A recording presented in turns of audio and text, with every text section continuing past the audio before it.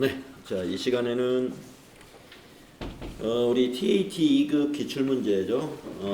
제27회 실무수행평가를 같이 한번 풀어보도록 하겠습니다. 자, 여러분들은 지금 TAT 2급 실무수행평가는 처음 풀어보는 것이죠. 천천히 한번 첫 풀이니까 천천히 한번 보도록 하겠습니다. 동우산업.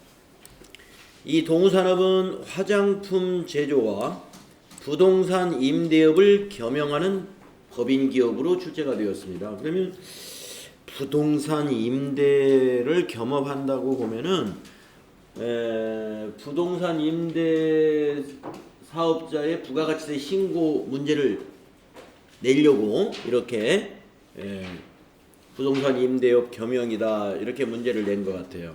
아마 부가가치세 문제에 간주 임대료라든가 또는 월세 수익에 대한 회계 처리하라는 뭐 그런 문제가 나오지 않을까 예상이 되고요. 자, 실무수행 유의사항은 어떤 내용이 추가가 되었는지 FAT 1급에 비해서 어떤 내용이 추가가 있는지 한번 보도록 하겠습니다. 부가가치세 관련 거래는 메인 매출 전표, 부가가치세 관련 없는 거래는 일반 전표에 입력해야 된다. 타계정 대체와 관련된 적용은 반드시 코드를 입력해야 되죠. 8번 코드. 세 번째, 채권, 채무, 예금 거래 등 관리 대상 거래 자료에 대하여는 거래처 코드를 반드시 입력한다. 해서 이거는 뭐 FAT 1급에서도 채권, 채무, 예금 거래에 대해서 우리가 반드시 거래처 코드를 넣었죠. 자금 관리 등 추가 작업이 필요한 경우 문제의 요구에 따라 추가 작업을 해야 한다. 그래서 문제에서 요구하는 대로 추가 작업 해주면 되죠. 자금 관리할 때 몇 번을 눌러요? F3. 그 다음에 제조경비는 500번대 계정 코드를 사용한다. 그동안 FAT 1급에서는 전부가 다 모든 비용이 판매비와 관리비 중심이었죠. 그런데 이제 우리 회사는 화장품 제조업이기 때문에 제조경비도 있다 이거예요. 제조경비는 500번대를 구분해서 선택해야 되겠습니다. 그 다음에 6번 판매비와 관리비는 800번대 계정 코드를 사용한다. 네. 그러니까 이러한 유의사항은 TAT 2급에만 나오는 유의사항이 되겠습니다. 그 다음에 7번 등록된 계정 과목 중 가장 적절한 계정 과목을 선택한다. 이건 FAT 1급에서도 마찬가지다. 네, 그래서 실무수행 유의사항 우리 읽어봤습니다. 자, 문제 1번을 보시면 FAT 1급에서는 첫 번째 문제가 기초정보관리에 대해서 문제가 나왔죠. 세 문제 10점짜리 거의 보너스에 가까운 문제예요. 그 문제는. 자, 근데 TAT 2급에서는 그런 문제를 낼 수 없다 해서 기초정보관리 문제는 출제가 안 됩니다. 바로 거래자료 입력, 전표 입력이에요. 근데 12점을 줬는데 그러면 하나당 3점이면 약 4문제 정도가 나올 텐데 3문제나 4문제가 나올 텐데 이 안에는 말이죠. 부가가치세 관련 있는 것과 관련 없는 것이 섞여 있어요. 그러니까 그걸 잘 구별을 해야 됩니다. 우선. 자, 1번 문제. 약속어음 발행거래. 약속어음 발행거래인데 자료 설명을 봐야 되겠죠. 4월 4일 날 말이죠. 주식회사 동양의 외상매입금 전액을 지급하면서 대금 중 일부는 전자음을 발행하여 지급하고 잔액은 할인받았다. 아주 특이한 문제가 나왔어요. 지금 여기 전자음을 발행한 거 이거는 이제 외상매입금을 갚기 위해서 1,500만원 발행했는데 아마 외상매입금이 1,500보다 많은 모양입니다. 나머지는 할인받았대요. 이거는 부가가치세 신고하고 관련 없는 거래죠. 그래서 일반 전표에 입력을 하는데 바로 이 4월 4일 거를 입력할 수 없는 것이 뭐냐. 대금 중 일부라고 했기 때문에 이 주식회사 동양의 외상매입금이 얼마인지가 안 나와 있어요. 회계 처리가 불가능하죠.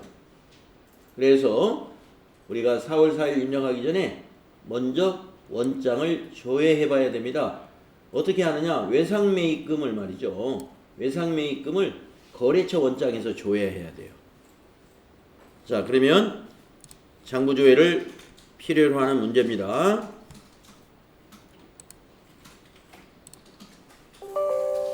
제가 프로그램을 실행을 안 해놨어요. 네. 자, 여러분 프로그램 회사 코드 동호산업이니까 2627로 2627로 로그인 하고 따라가 주셔야죠. 자, 일반 연표가 아니라 원장에 가야죠. 거래처 원장 갑니다. 거래처 원장. 자, 며칠 현재로 보면 되냐면은 이게 4월 4일 현재로 보면 돼요. 그래서 기간은 4월 4일부터 4월 4일 하루 것만 보면 됩니다. 계정 과목은 외상매입금을 보면 되죠. 예, 251번 외상매입금. 자, 외상매입금 코드 알면은 251 입력하시면 되고요. 모를 때는 물음표 단수 눌러서 외상매입금 검색해 주시면 됩니다. 외상매입금. 거래처는 그냥 전부 보세요. 엔터로. 동우전자 검색하는 것보다 그냥 엔터 지나가가지고 동우전자를 그냥 여기서 찾는 게 쉬울 것 같아요. 어? 동우전자 아닌가? 네, 동양. 네, 여기입니다. 동양.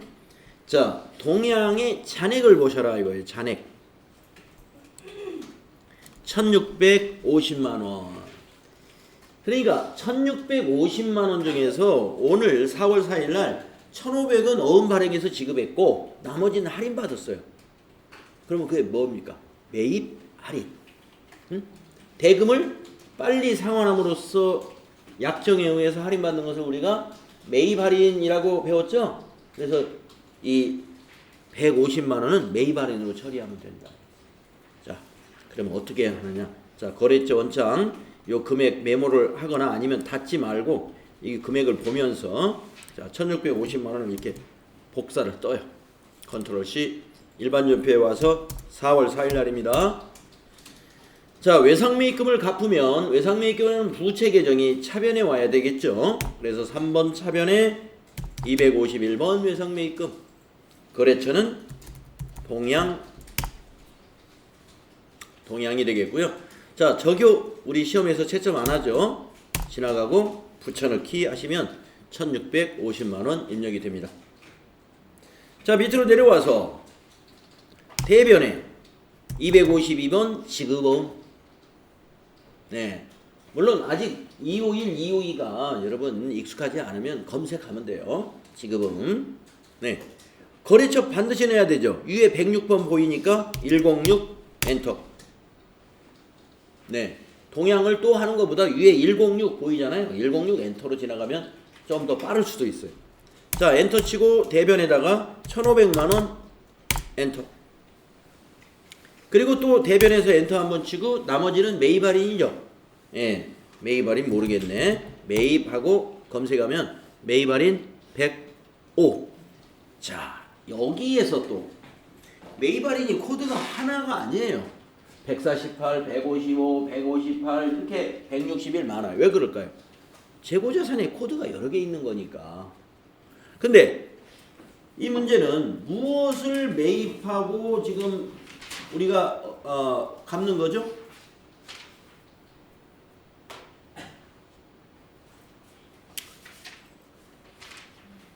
뭘 매입했을까요? 응? 문제에서 자료 설명이 나오나요?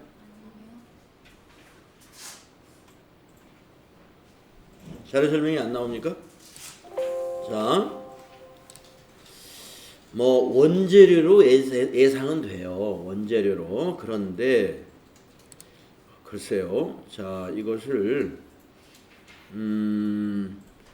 전표로 확인해 볼 수 있는 방법은 없을까요? 거래처 원장에서 더블 클릭하니까 뜨는데. 그래요? 자, 거래처 원장의 주식회사 동양에 1650만원을 한번 더블 클릭해 볼까요? 전월에서 2월 된 건데 전일 2월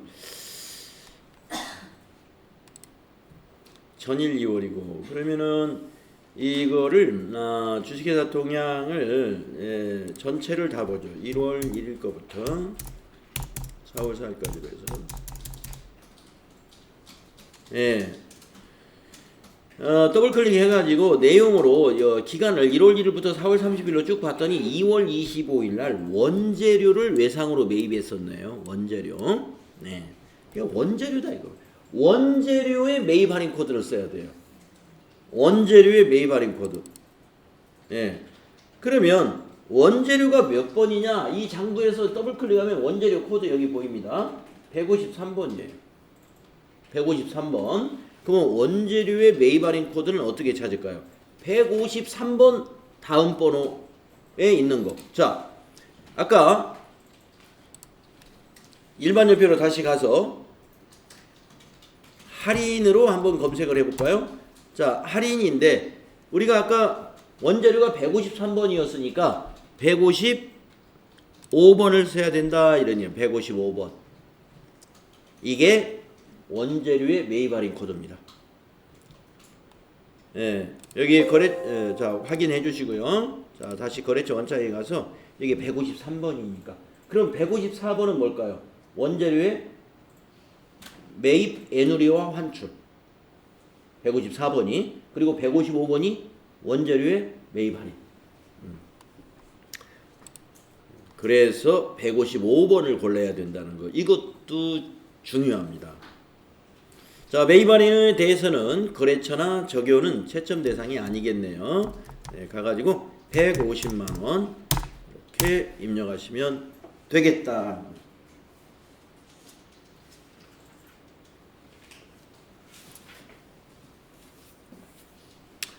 자, 어때요? 첫 번째 문제. 우리가 외상 매입금을 어음을 발행하여 상환하는 거래인데 우리 FAT 1급에서는 그 보통 외상 매입금을 전부 어음 발행해서 상환했다 이런 정도로 나오죠. 근데 여기는 지금 매입 할인을 끼워놨고 그 다음에 그 당시 외상 매입금이 얼마였는지를 안 알려주니까 우리가 조회를 통해서 알아가지고 회계 처리를 해야 된다. 이런 점이 복잡해요. 자, 평가 문제 하나 더 있습니다. 등록된 어음 정보와 자금 관련 정보를 입력하여 지급어음 명세서에 반영하라. 등록된 어음 정보라는 건 무슨 말이에요? 원래 어음을 발행하려면 처음에 우리 어음 등록하고 그 다음에 자금 관리를 할 수 있는 거죠. 그런데 이 문제에서는 어음 등록은 해놨다 이거예요. 주로 FAT 1급에서는 어음 등록 해가지고 하라고 문제가 많이 나오죠. 그러니까 만약에 평가 문제에서 등록된 어음 정보다 이미 등록해 놨다는 거예요. 자, 그러면 땡큐죠. 자, 어떻게 하느냐? 지급어음줄 마우스로 클릭하시고 그냥 F3 눌러서 여기 발행이라고 돼 있죠. 맞으니까 어음 번호를 더블 클릭해서 여기서 찾아라 이 말이에요. 자, 어음 번호가 국민은행에 뒤에 781로 끝나는 어음 번호 맞나요? 네, 확인 눌러주시고 발행일은 4월 4일 그대로 두시고 엔터 쳐서 만기일을 고쳐줘야 되겠습니다. 2019년 1003이 되겠네요. 2019년 10월 3일 어음 사진에 지급기일을 입력해 주시면 된다. 엔터 하면은 마무리가 되는 거예요. 그래서 입력하는데 우리 FAT 1급의 일반 전표 수준보다는 상당히 지금 많이 다르죠. 확인해 보는 거 이런 것도.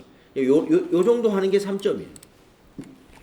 자, 다음 문제 보겠습니다. 정부 보조금에 의한 유무형 자산의 구입.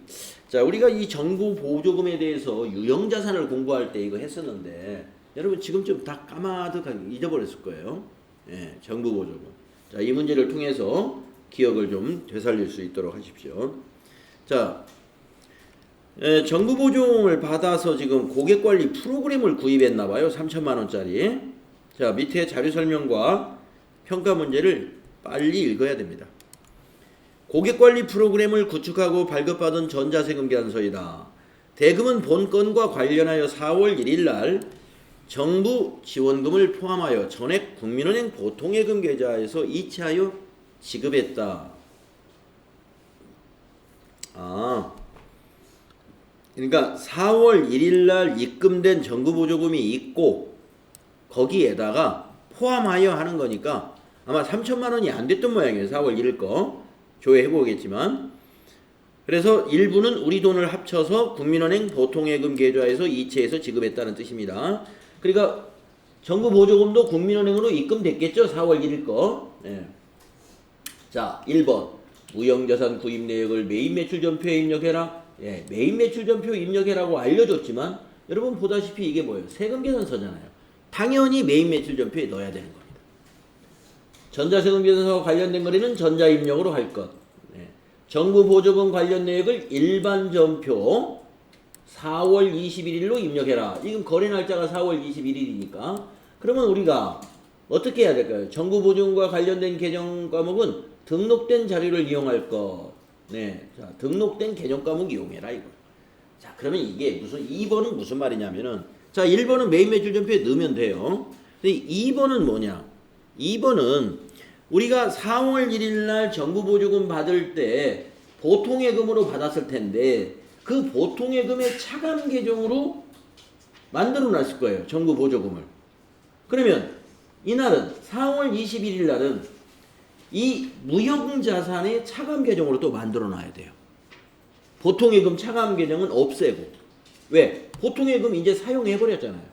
그 돈을 써버렸으니까 보통예금의 정부지원금은 없애주고 차감해주고 그 대신 무형자산의 정부보조금을 만들어주는 정부보조금, 정보보조금 분계를 여기서 해줘야 됩니다. 자, 좀 오래됐기 때문에 지금 기억이 좀 없었을 거예요. 우리 앞에서 교재에서 했었습니다. 자, 그러면 4월 1일 날 정부보조금 얼마 받았는지 일반 전표를 조회해 봐야 알 수 있죠. 자, 일반 전표 메뉴 다시 열으셔서 4월 1일 거를 조회해 보세요. 자, 대변에 104번 정부보조금, 차변에 보통예금. 자, 이게 무슨 말이에요? 차변에 보통예금, 보통예금이 입금되었다. 대변에 정부보조금, 그게 정부보조금이었다 이거예요. 이 정부보조금은 보통예금의 차감 계정이에요. 계정과목 조회해 보면, 네, 보통예금 차감 계정으로 되어 있어요.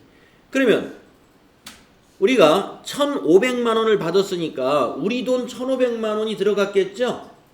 네, 자, 그러면 요 1,500만 원 확인하셨고 이거 닫지 마시고 전체 메뉴에 가서 다시 메인 매출 전표에 가겠습니다.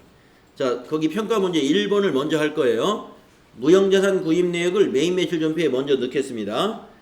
자, 세금계산서 보면은 4월 21일 날 구입했습니다. 자, 4월 21일 입력하시고 유형은 51번 과세매입이죠. 51번 과세매입. 품명은 고객관리 프로그램. 수량 단가는 지나가시고 공급가액은 3천만 원. 부가세 300만 원 자동 나타나고요. 거래처는 공급자가 제1시스템. 전자세금은 1번 전자입력. 분계는 혼합분계. 자, 원재료가 아니고 우리는 이 고객관리 프로그램은 무형자산 중에서 계정과목이 뭐가 되냐면은 소프트웨어입니다. 그래서 소프로 계정과목을 검색해 보세요. 소프. 그러면 240번 소프트웨어. 자, 밑으로 내려와서 대변에. 자, 이 돈을 어떻게 지급했어요? 3,400만 원을 모두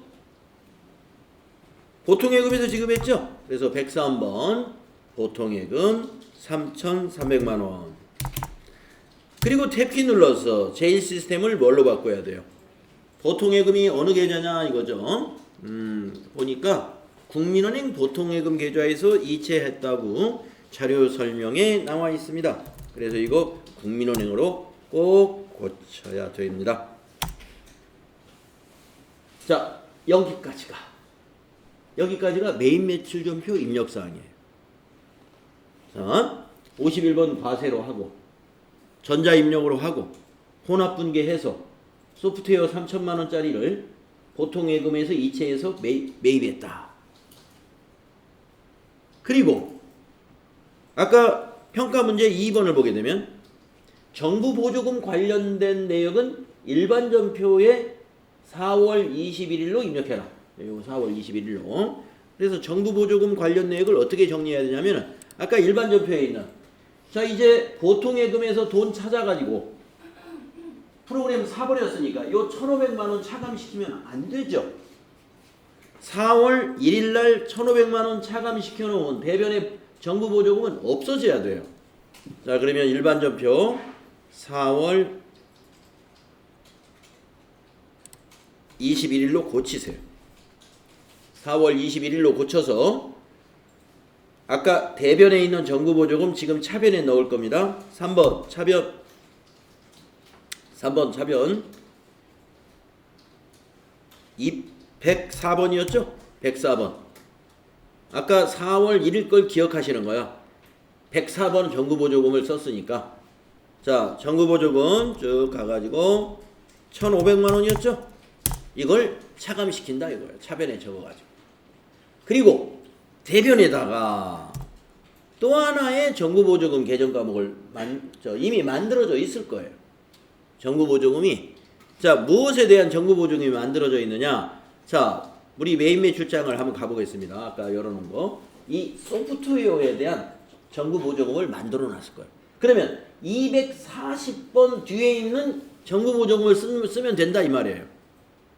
자 일반 전표에 오셔가지고 다시 정부로 검색을 해보면 정부보조금이 우리가 지금 차변에 적었던 104번 정부보조금은 보통예금 차감 계정인 정부보조금이고 지금 새로 대변에 설정해야 될 정부보조금은 소프트웨어의 차감 계정으로 쓸 거예요. 이미 만들어 놨다고 그랬어요. 아까 자료 설명에서. 그래서 이거를 정부보조금 선택하시고 확인.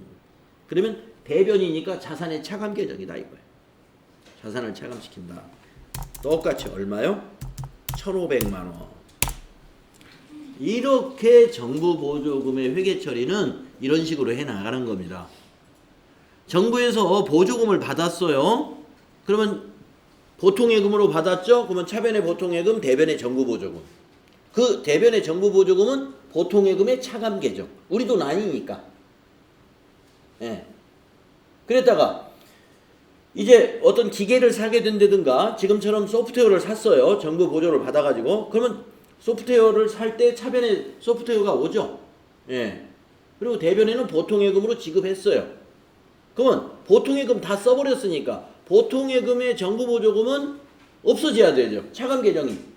우리가 여러분들 유형자산 처분하면 어떻게 합니까? 그 유형자산의 감가상각 누계액을 차변에 와서 없애주죠. 마찬가지로 보통예금에서 돈 찾아가지고 사용을 해버렸으니까 차감 계정 없애줘야 된다. 그게 바로 여기 차변의 정부보조금 1,500이에요. 그리고 또 대변의 정부보조금을 또 만들어주는 것은 뭐냐? 소프트웨어에 대한 차감 계정을 또 만들어주는 거예요. 우리 돈으로 산 게 아니니까. 자산에서 빼주는 거지. 정부 돈으로 산 소프트웨어니까. 근데 정부 돈으로 다 샀나요? 절반만.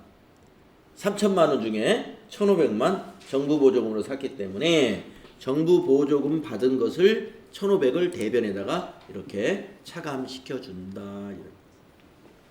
여기까지 해야 돼. 네. 자, 이게 몇 점짜리였어요? 3점짜리. 네, 3점짜리가 이 정도 나와요. 자, 다음에 3번 문제 보겠습니다. 자, 보통예금 거래 내역이 찾으신 금액에 1,800만 원 찍혀 있고요. 퇴직연금이라고 되어 있습니다. 자료 설명을 보겠습니다. 5월분 퇴직연금을 이체하여 납입했다. 단 회사는 미래 에셋의 확정 기여형 퇴직연금에 가입되어 있습니다. 네. 미래 에셋 거래처 걸어줘야 되고. 자, 여러분 확정 기여형은 뭘로 처리하죠? 확정 기여형은 비용 처리합니다. 확정 기여형은 비용 처리고 확정 급여형은 자산 처리고. 예. 그게 일단 딱 떠올라야 돼요. 그러면 우리가 불입한 요 1,800만 원을 비용으로 처리하면 되는 거, 비용으로. 그런데 이 1,800만 원 중에서 비용이 나눠지겠어요. 공장 직원들 1,000만 원, 본사 사무직 직원들 800만 원이니까 비용 개정 과목이 뭐예요? 퇴직급여죠. 요 우리가 그 퇴직연금을 불입할 때 비용 처리한다는 건 퇴직급여를 말하는 거예요. 퇴직급여. 퇴직급여의 500번대를 1,000만 원 처리하고 800번대를 800만 원 처리한다 이런 얘기예요. 그래서 차변이 퇴직급여가 두 줄로 나와야 돼. 코드가 두 개로. 자, 이 문제는 여러분 판단이 뭐냐? 확정 기여형이기 때문에 비용 처리를 하는 회계 처리를 해야 된다는 거 먼저 판단하셔야 되고, 두 번째는 공장 직원과 사무직 직원을 비용 처리를 나눠서 해야 된다는 거. 그렇게 정리가 돼요. 자, 그러면 대변부터 먼저 입력하겠습니다. 이건 메인 매출 전표에 넣는 게 아니라 일반 전표 사항이죠. 부가가치세하고 관계없어요. 자, 일반 전표에 날짜는 거기 통장 거래일 5월 10일로 입력. 대변에 보통예금 국민은행 1,800만 원, 차변에 퇴직으로 검색을 해보면 퇴직급여가 500번대 있죠? 508번대 508번 1,000만 원. 또 차변에 또 퇴직으로 검색해 보세요. 퇴직급여 중에 800번대 806번 이렇게 508번 806번 나눠야 돼요. 800만 원. 네. 우리 FAT 1급에서는 퇴직급여 800번대밖에 안 쓰겠죠. 도소미업이니까 FAT 1급에서 만약에 이 확정 기여형 퇴직연금에 불입했다는 문제 FAT 1급에서도 나올 수 있습니다. 그러나 FAT 1급은 회사 자체가 도소미업을 하는 법인으로 나올 테니까 500번대는 안 나올 거예요. 그러니까 전부 806번 퇴직급여로 하면 되고, TAT 2급에서는 제조업이기 때문에 공장 직원도 있고 사무직 직원도 있단 말이에요. 나눠야 돼요, 비용을. 공장 직원이 쓰는 비용들은 제조원가 속으로 들어가는 거고, 사무실 직원들이 쓰는 비용들은 판매 활동, 관리 활동이기 때문에 판매 관리비 쪽으로 들어가는, 그 비용의 위치가 달라요.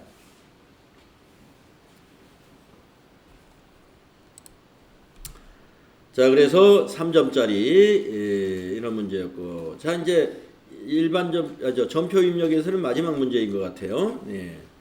자, 4번 계약금 지급 견적서가 하나 있네요. 네, 1,500만 원. 1억 5천짜리. 자, 밑에 보통예금 내역에 1,500만 원 돈을 찾았습니다. 자료 설명을 읽어봐야죠.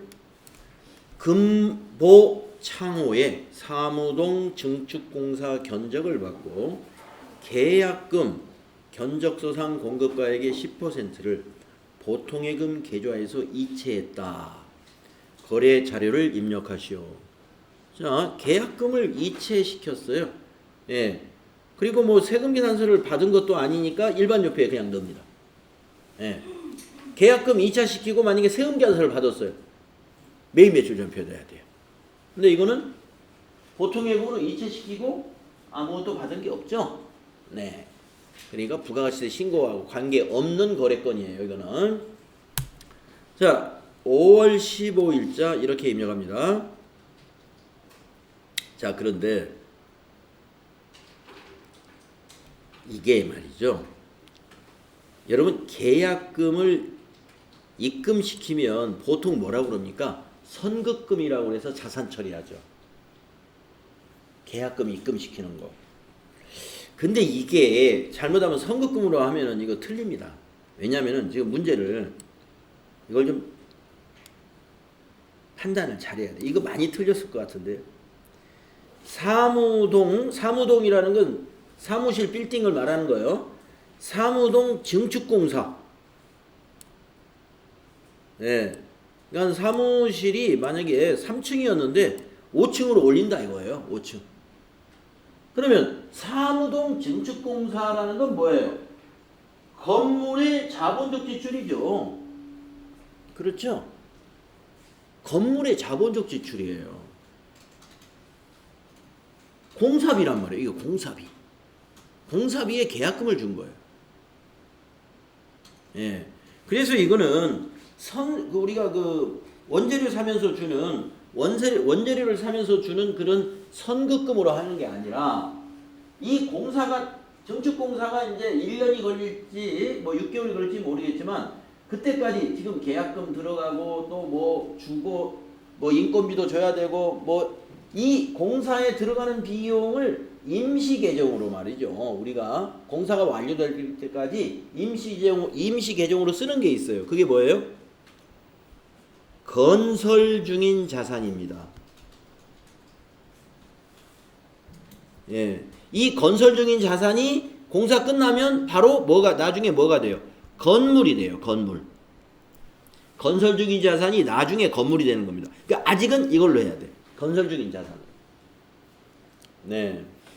뭐 실력이 있는 사람은 이거 건설 중인 자산으로 딱 챙겨서 했겠지만 대부분 우리 TAT 2급 처음 시험 보는 사람들이다 그러면은 이거 선급금으로 한 사람도 있을 것 같고 조금 앞을 아니야 선급금 아닌 것 같아 해가지고 건물로 처리하는 사람도 있을 것 같고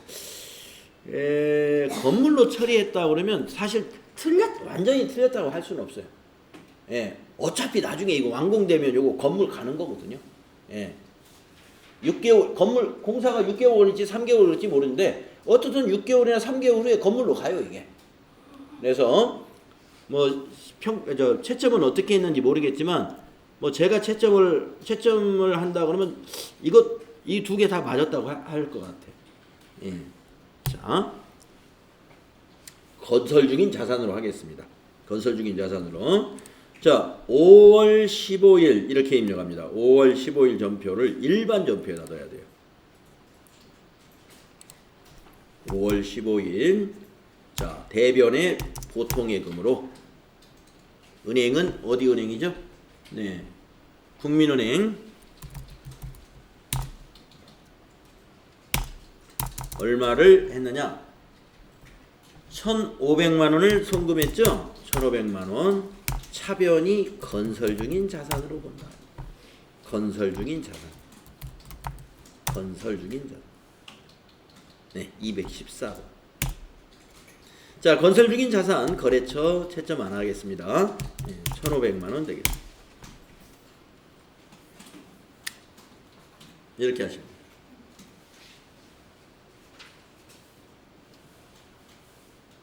됩니다. 자, 이렇게 해서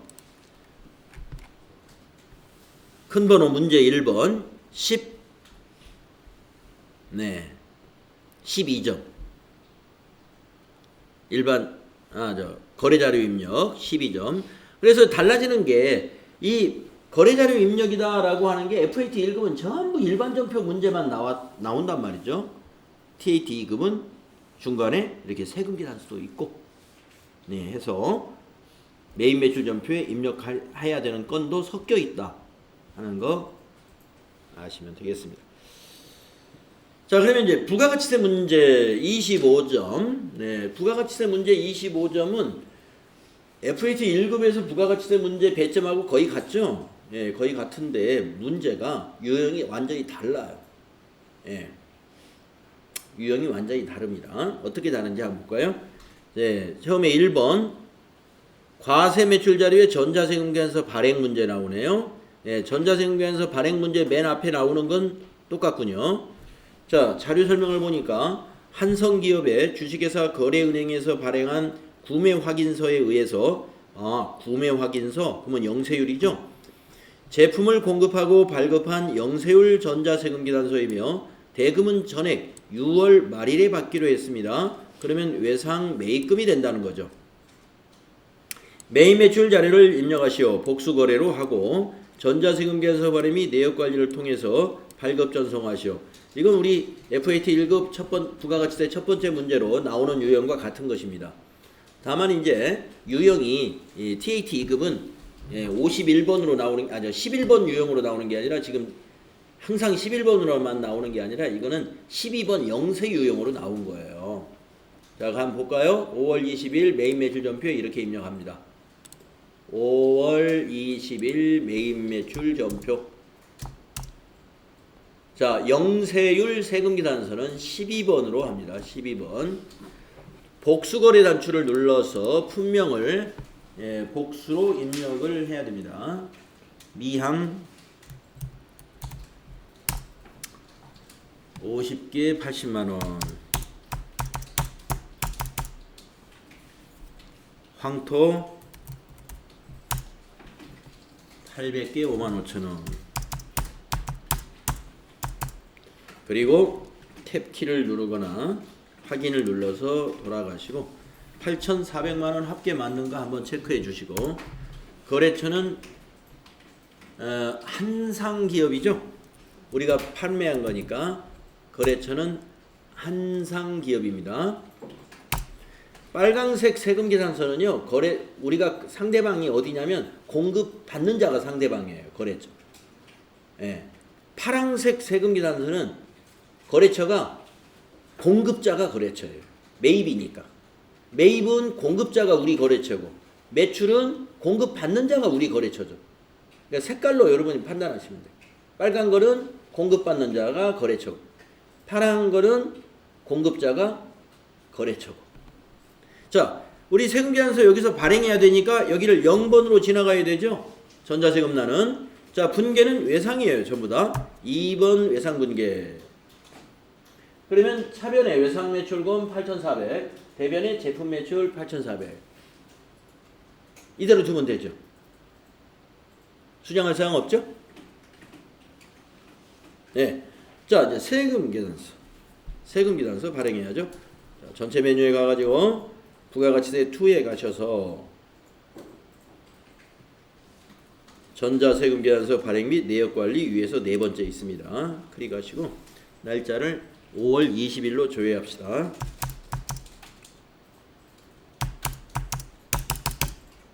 그러면 8,400만원짜리 보이죠? 앞에 체크하시고 전자발행 눌러주시고 확인, 밑에서 발행 확인 누르고 아카데미 전자세금계산서 눌러서 로그인 누르고 미전송 체크하고 매출 조회 누르고 발행, 그리고 확인.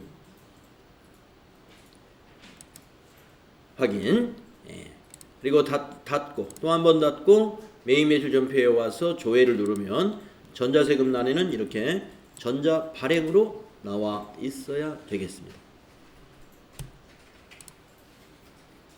이게 1번 문제 4점짜리였습니다. 자, 두 번째 문제 보겠습니다. 부가가치세 1번 문제는 FAT 1급에서 나오는 그 첫 번째 문제하고 유형상으로 비슷한 편이에요. 자, 2번 문제는 수정전자세금계산서 나오는데, FAT 1급에서 수정전자세금계산서는 이렇게 마이너스 주로 마이너스 세금계산서죠. 그걸 직접 그대로 입력하는 건데, 이거는 원본을 보여줘요. 수정세금계산서를 보여주는 게 아니라 이게 원본이에요. 이게 원본. 5월 23일 날 이런 일이 있었다 이거예요. 원본. 그리고 밑에다가 수정을 당신이 발행하라 하고 이렇게 설명을 해줍니다. 자, 5월 23일이면 위에 있는 요건을 말하는 거죠. 보습제. 주식회사 한국콜마에 제품을 공급하고 전자세금계산서를 발급 전송하였다. 5월 28일에 상호 협의에 따라 이미 납품한 품목의 납품 단가를 10% 할인하기로 결정했다. 자, 우리 회사가 발행하면서 이 공급가액을 잘못 넣었으면 이거는 기재사항 착오예요.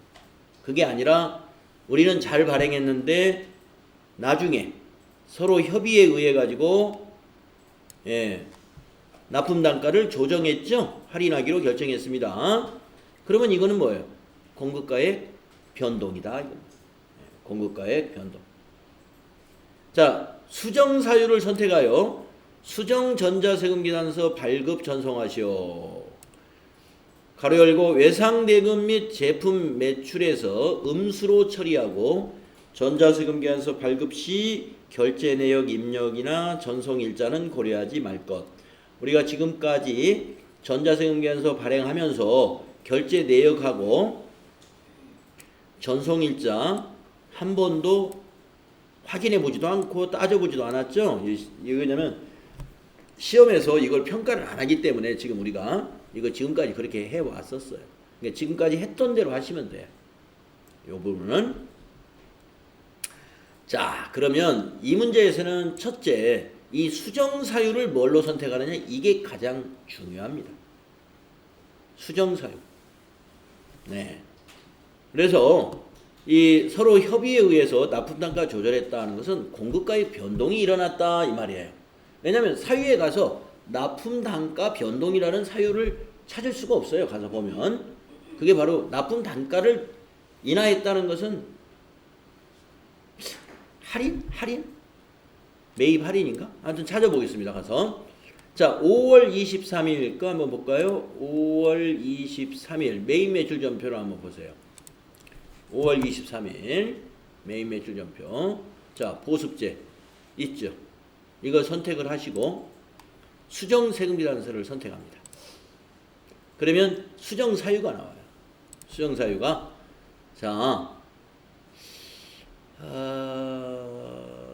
기재사항 착오, 공급가액 변동, 환입은 반품 들어오는 거고, 계약 해제 아니죠. 내국신용장 사후 개설 아니죠. 착오에 의해서 이중 발급한 거 아니죠. 네. 이 안에서 선택할 건 뭐예요? 2번 공급가액이 바뀐 거다 이거. 자, 그리고 밑에 확인 누릅니다. 자, 공급가액이 바뀌었으니까 이 작성일은 어떻게 해야 될까? 수정분을 작성일을. 그래서 모르겠다 하면 밑에 참고사항. 네. 자, 공급가액 변동 시에 작성일자 여기 파란 글씨로 변동사유 발생일로 해라 라고 되어 있어요. 네? 변동사유 발생일 문제에 보면은 며칠 날 5월 28일 날 협의를 했죠. 그러니까 5월 28일이 됩니다.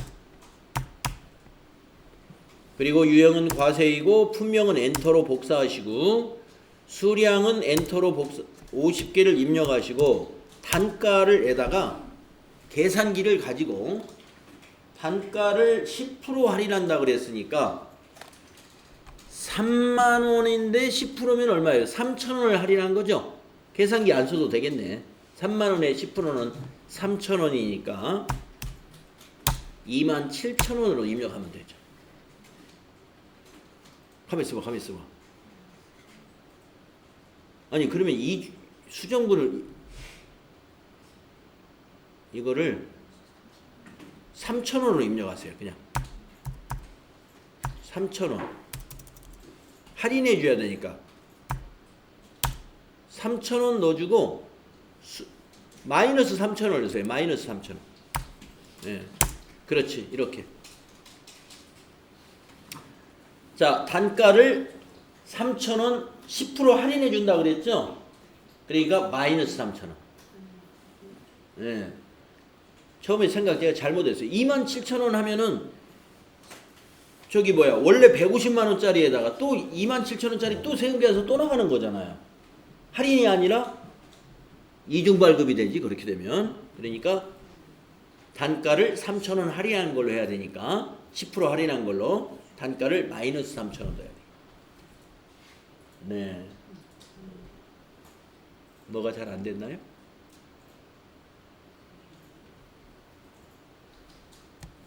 응? 그 수정 세금 계산서 이거 누르면은 확인 누르면 이거 떠야 되잖아요. 이렇게 해서 마이너스 3,000원 입력하시고 밑에서 확인 눌러주시면 되겠습니다. 그러면 수정 계산서 세금 계산서 한 건이 입력되었습니다 나오면 여기 날짜를 5월 며칠로 고쳐야 될까요? 28일로 날짜 고치세요. 위에 날짜 5월 28일로 이걸 어떻게 해야 돼요? 체크해가지고, 아니, 여기서 하는 게 아니구나. 네. 자, 전체 메뉴에 가가지고, 이거 전송해야 되니까. 전송. 자, 전자세금계산서 발행 및 내역관리에 가가지고, 5월 28일 거 찾으세요. 5월 28일. 전자세금계산서 발행 및 내역관리에서, 요거 전송까지 해야 돼요. 이 문제는 하라고 그랬어요. 거기 문제 보시면 수정세금계산서에서 네 전송하시오까지 나오죠. 전송하시오까지. 그러니까 여기 체크하시고 위에서 전자발행 밑에 확인 그리고 발행 눌러주시고 확인 눌러주시고요.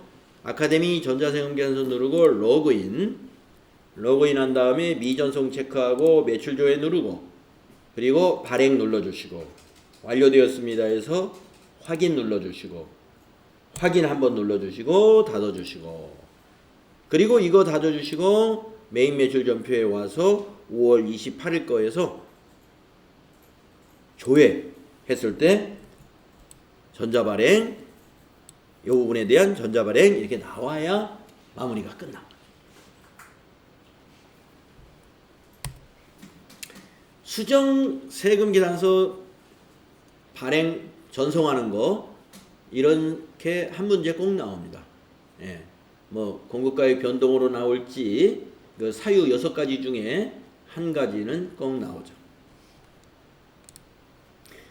자, 지금 부가가치세 문제 2문제 풀어봤어요. 그 다음에 세 번째는 무려 8점짜리입니다. 예. 그래서 이제 세 번째 문제 8점에서 여러분이 이제 이런 질문을 많이 해요. 선생님, 이 문제 틀리면 뭐 8점 날아가는 거예요? 다 부분, 예. 8점짜리인데 여기 밑에 평가 문제를 보면 평가 문제 1, 2, 3 이렇게 나눠 있잖아요. 이게 다 배점이 정해져 있어요. 평가 문제 1번은 몇 점, 2번은 몇 점, 3번은 몇 점 정해져 있기 때문에 이거 하는 데까지 해봐야 되는 거예요. 아시겠죠? 예. 요거 그냥 끝까지 할 자신 없는데 포기하면 안 됩니다. 부분 점수 있다. 예. 부분 점수 있다. 그래서 할 수 있는 데까지는 해놔야 됩니다. 시간이 없으면 어쩔 수 없어요. 예. 시간이 있는데 이걸 포기할 필요는 없다. 자, 이렇게 점수가 커집니다. 자, 자료 1번을 보면은 매입세액 불공제 내역에 대한 얘기네요. 자료 1번에 보니까 네, 면세분, 과세분 해가지고 면세 비율 계산하는데 이 데이터 쓰라는 거예요. 7월 1일부터 9월 30일 데이터니까 2기 애정신고 자료인가 봐요. 자, 밑에 원재료를 8월 6일 날 샀네요. 자, 자료 설명을 빨리 읽겠습니다. 본 문제에 한하여 주식회사 동우산업은 과세와 면세 사업을 겸용하고 있다고 가정하자. 자료 1은 2기 부가가치세 애정신고 기간의 공급가액 내역이요. 자료 2는 2기 부가가치세 애정신고 기간의 과세사업과 면세사업에 공통으로 사용한 원재료 매입자료다. 그러면 이거 우리 어떻게 배웠죠? 과세사업과 면세사업으로 공통으로 쓰니까 이거를 불공처리했죠. 불공처리했다가 나중에 안분 계산했잖아요. 네, 그거 기억나실 거예요. 자, 평가 문제 1번. 자료 2에 거래 자료를 입력한다. 유형이는 51번 과세매. 근데 우리는 54번 불공으로 했는데 지금 이 문제에서는 그렇게 하지 말래. 51번 과세 매입으로 하래. 네, 그러면 우리가 배웠던 거에 역순이 되는 거예요. 선택하고 전자입력으로 할 것. 그 다음에 2번. 자, 1번부터 천천히. 자, 1번. 51번 과세 매입으로 일단 입력을 하면 일정한 점수 얻는 거예요. 자, 8월 6일 거 메인 매출 전표에 입력하겠습니다. 메인 매출 전표 8월 6일. 유형은 51번 과세 매입. 품명이 뭐죠? 원재료인가요? 아니구나. 프로폴리스. 수량 100개. 단가 64만 5천 원. 거래처는 공급자가 되겠죠. 우리가 매입이니까. 정오.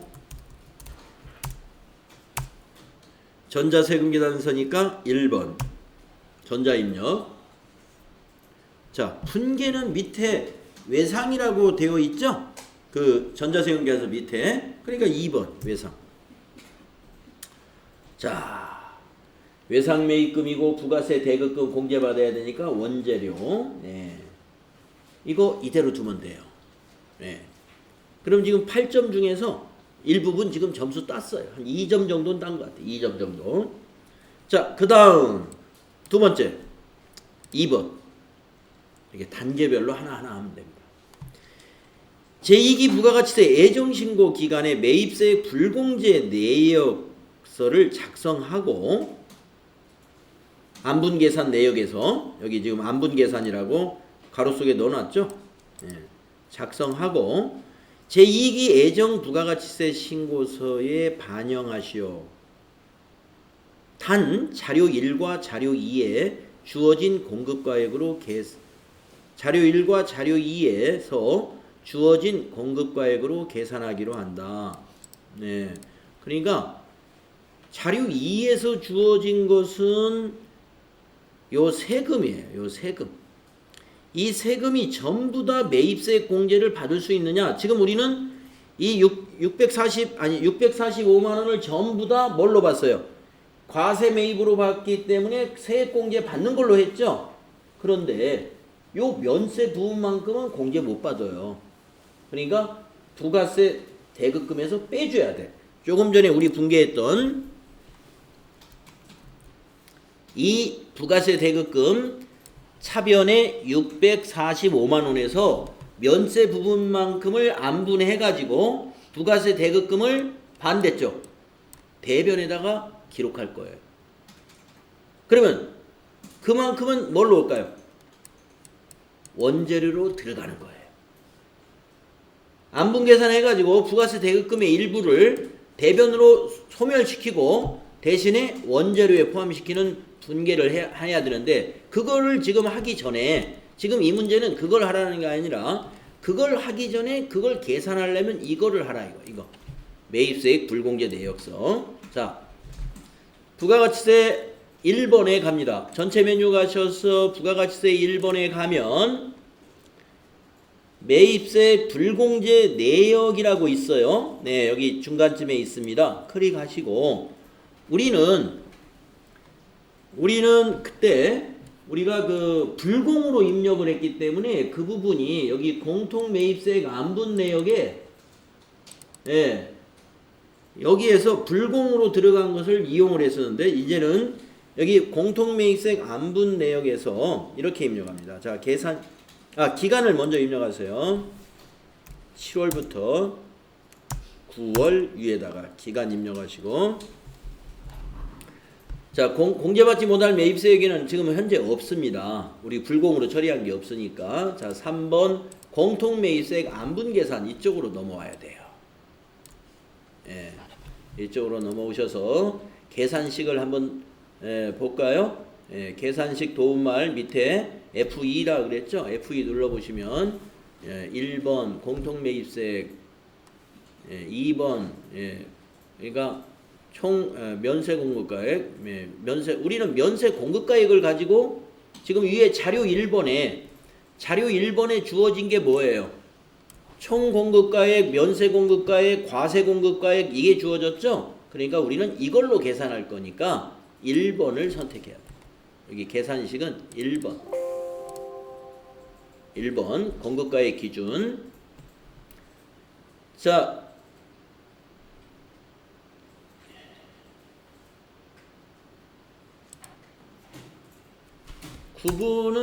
구분에서는 할게. 구분은 그냥 지나갑시다.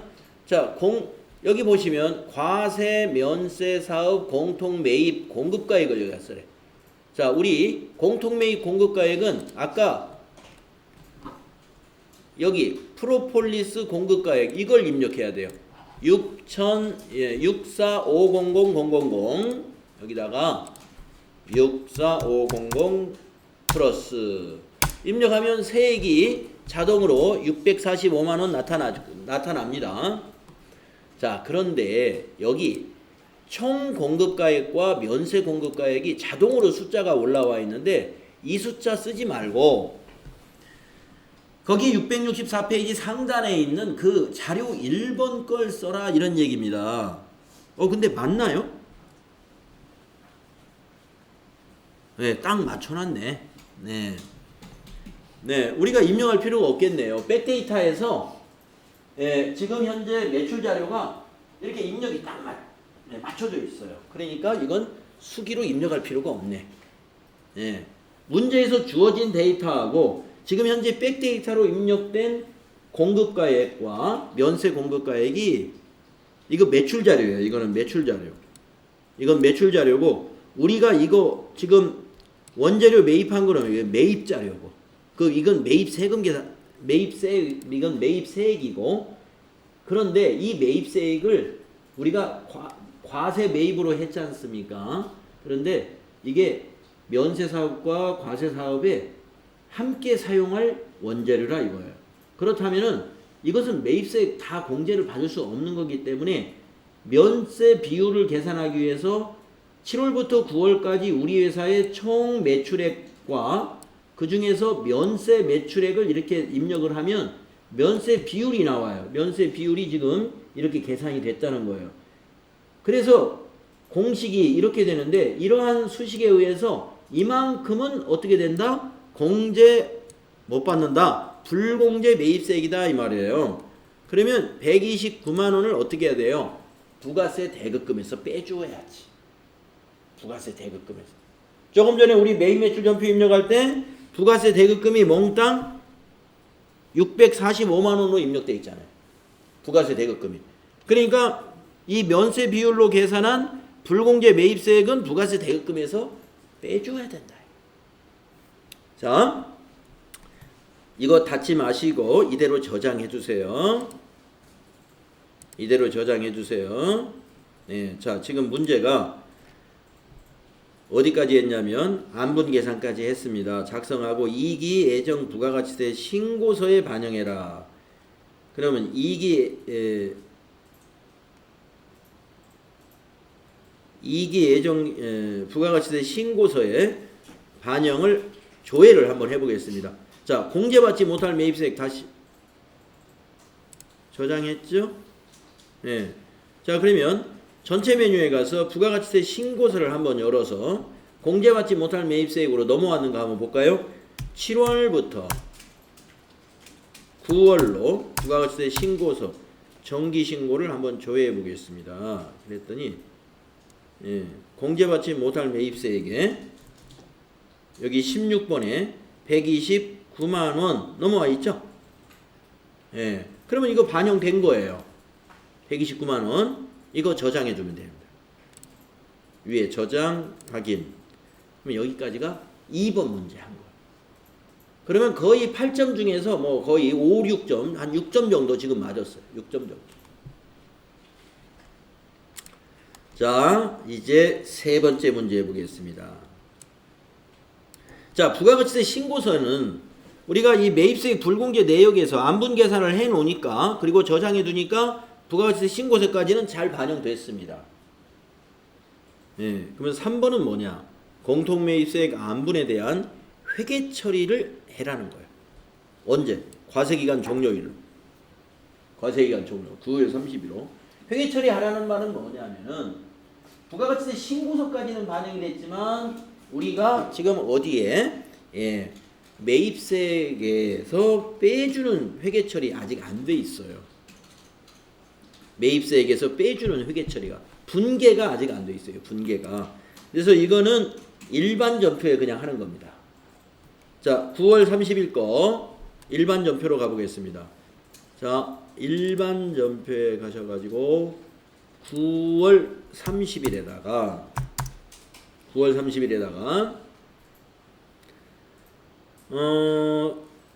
부가세 대급금을 대변에 먼저 적어요. 자, 대변에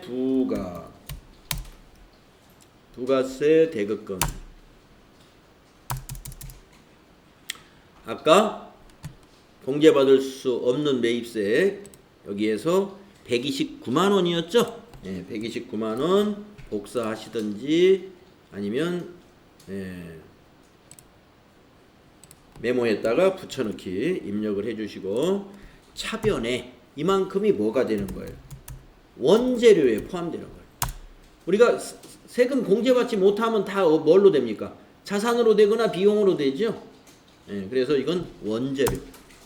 우리가 원재료에 대한 부가가치세니까 공제 못 받는 것은 원재료로 들어가야 돼.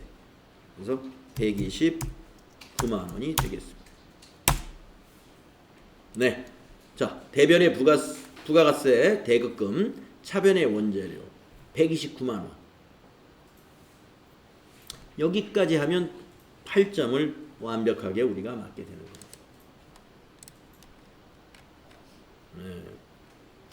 자, 여기서 좀 끊어야 되겠네요. 그래서 여기서 끊고 자, 10분간 쉬었다가 우리 다음 문제를 이어서 풀어보도록 하겠습니다.